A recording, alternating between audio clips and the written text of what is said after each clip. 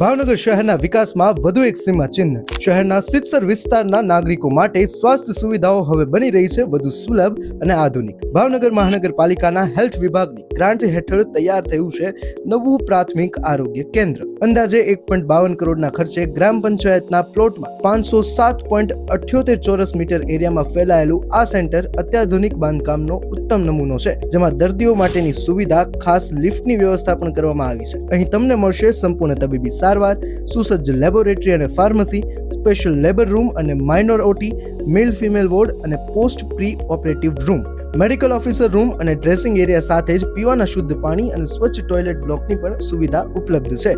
સિત્સરના તમામ રહીશો તેમજ સમગ્ર ભાવનગરના નાગરિકોને ઘર આંગણે જ શ્રેષ્ઠ અને મફત આરોગ્ય સેવાઓ મળી રહે, એ જ ભાવનગર મહાનગરપાલિકાનો સંકલ્પ છે. આપણું શહેર, આપણું સ્વાસ્થ્ય. ભાવનગર મહાનગરપાલિકા દ્વારા જનહિતમાં અર્પણ.